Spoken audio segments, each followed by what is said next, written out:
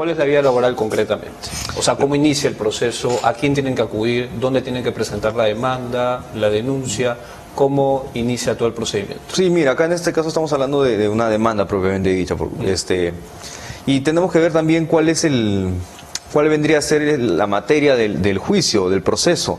Porque si, por ejemplo, yo tengo un proceso que es simplemente que me paguen beneficios sociales, imagínate que no me han pagado beneficios sociales, pero los beneficios sociales ascienden a la suma de 5.000 soles, por ejemplo, esto se va a ir a la vía abreviada, y ahí te vas a un juzgado letrado para eso. Pero distinto sería el caso si, por ejemplo, a mí me deben beneficios sociales por la suma de 1.000.000 de soles. Entonces ahí me voy a la vía ordinaria. Claro, y el proceso depende de la cuantía. Depende de la cuantía y también depende mucho de cuál venga a ser el motivo del juicio, porque si bien la cuantía es un tema determinante, también está de que si yo simplemente pido una reposición, también no va a ser lo mismo que si pido reposición con beneficios sociales, o reposición con pagos de vengados, o reposición con daño moral, entre otros. O sea, yo digo, por ejemplo, el cese del acto de hostilidad, hay que ver cómo es que el acto de hostilidad se da, es decir, si por ejemplo yo lo que quiero es simplemente el cese del acto, o lo que quiero es o me he dado por despedido y ahí simplemente pido la indemnización del caso. Ahí la particularidad de los procesos, tanto del abreviado como del ordinario, viene a ser que en el abreviado, bueno, se presenta la demanda, sale el auto admisorio. Correcto. Y tú tienes, tú como parte demandada, tienes 10 días hábiles para contestar la demanda, pero la audiencia única es en una fecha posterior. Si tú no contestas la demanda dentro de los 10 días, imaginemos que apareces el día de la audiencia única con tu contestación, te van a declarar rebelde automáticamente. ¿Qué implica la rebeldía en este caso? ¿Es automático? Si tú no respondes la demanda dentro de los 10 días hábiles que te dan en el proceso abreviado, entonces estamos hablando que se te constituye en rebeldía. Es más, el auto admisorio usualmente te señala eso, que si tú no cumples con contestar la demanda a tiempo, esa es la sanción, entre comillas. ¿Y qué viene a ser? Que el juez va a resolver simplemente con la demanda que se haya presentado, y tú ya te podrás incorporar al proceso en el camino, pero no vas a poder ejercer medios de defensa.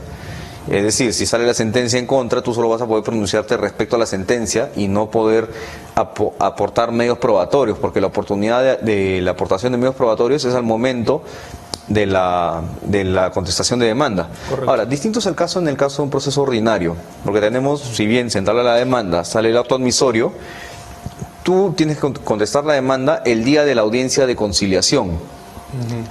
En ese día, bueno, tienes que llevar tu contestación de demanda, porque si no, pasa lo que te había señalado, que es la sanción de la rebeldía. En el caso que no cumplas con presentar, bueno, está la rebeldía, pero en esta audiencia de conciliación usualmente lo que pasa es que se presenta la contestación de demanda y posteriormente, en esa misma diligencia, el juez fija fecha de audiencia de juzgamiento, donde se van a oralizar los medios de prueba de las partes, así como los argumentos y las defensas técnicas del caso. Posteriormente a eso, bueno, viene la sentencia y ya uno puede apelar si está en contra de la sentencia, o si está de acuerdo, bueno, no apela. Pero básicamente esa es la diferencia que se da en un proceso laboral respecto a cómo son las vías. Ahora, también está el proceso de la vía de ejecución. Ese es en el caso de, por ejemplo, si tenemos, yo soy una empresa y viene la AFP y dice, ¿sabes qué? No has hecho aportes previsionales por el trabajador. Estamos hablando de una demanda contra la empresa o una... Claro, todas son acciones contra la empresa. Correcto. Solo que en el caso de la ejecución usualmente es por obligación de dar suma de dinero, y la AFP te inicia las acciones correspondientes si es que no hay aportes previsionales del caso. Ahí lo que corresponde a la parte demandada es, o bueno, cumplir con los aportes correspondientes, o si no, efectuar la contradicción de la demanda. ¿Por qué? Porque imaginemos que yo, empresa, sí cumplí con pagar los aportes previsionales, pero bueno, la AFP, como usualmente derivan esto a un abogado o un estudio de abogados externo, no le dan la información actualizada. Entonces ahí yo tengo que actuar contra la AFP a efectos que se declare fundada mi contradicción, con lo cual la parte accionante, solo en este caso, responde por las costas y costos, porque en un proceso laboral, en la vía ordinaria o en la vía abreviada, no existe la contradicción o la reconvención como lo conocen en los términos procesales.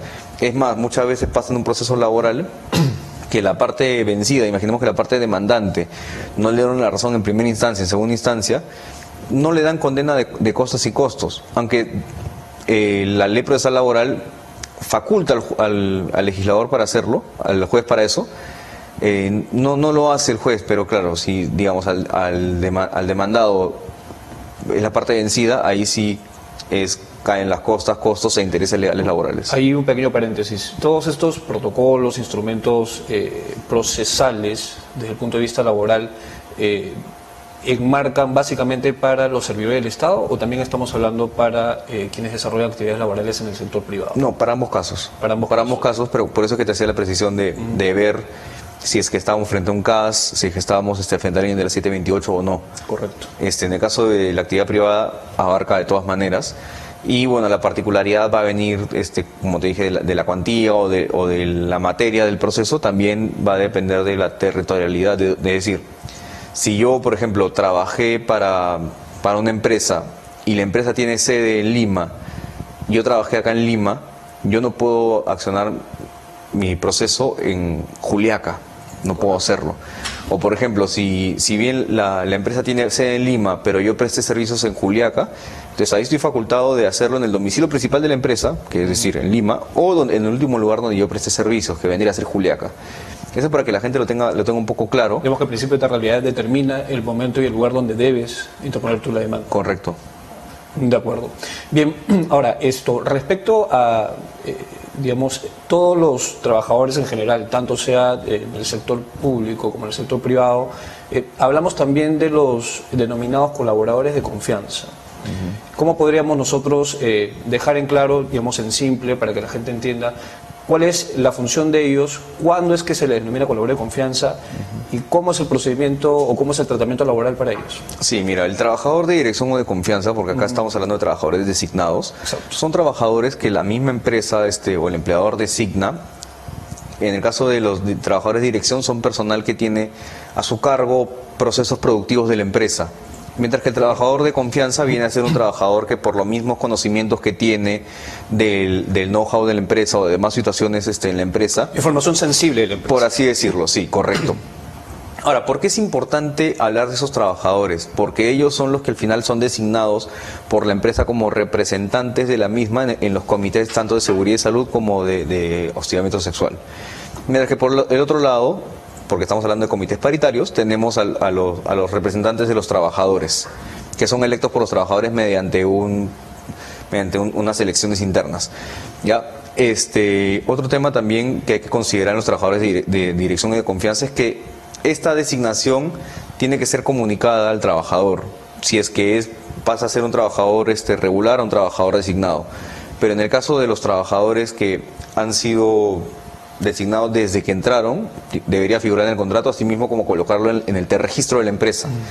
Porque ahí te ponen una casilla donde preguntan trabajador de dirección, trabajador de confianza. Ah, buenísimo, ahora, buenísimo. Esto antes no existía. Esto es de hace unos año y medio más o menos que se hizo una modificación, Sí. porque antes simplemente te preguntaban el nombre, no sé, el apellido, posición, sueldo, pero ahora te piden que pongas si eres trabajador de dirección o de Ese confianza. es un mecanismo importante, hay que explicar a la gente esto, porque antes teníamos que recurrir al principio de primacía de realidad para poder determinar si es que la asistente de contabilidad o la asistente de gerencia era una colaboradora de confianza en función del tipo de información a la cual ella tenía acceso respecto de la empresa. Ahora no, ahora vemos que hay un registro en el cual nosotros podemos de manera preventiva, ex ante, determinar quiénes son y quiénes no son los colaboradores. Sí, correcto. También otro tema muy importante de todo lo que has mencionado es que muchos se preguntan ¿cómo yo puedo desvincular a un trabajador de confianza? Bueno, tú tienes la verdad dos formas. Tienes la de un procedimiento propiamente dicho, es decir, imaginemos que ha cometido una falta grave este trabajador. Falta grave, por ejemplo, concurrencia habitual en estado de ebriedad a la oficina, faltas injustificadas, tardanza reiterada, irse en contra del reglamento interno de trabajo, del reglamento interno de seguridad y salud en el trabajo.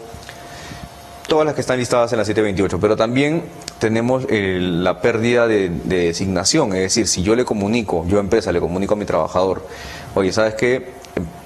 pongo fin al vínculo laboral en virtud de la pérdida de confianza, porque la confianza al final es subjetiva. Correcto. Lo primero que te mencionaba es una causa objetiva, esta es una causa subjetiva.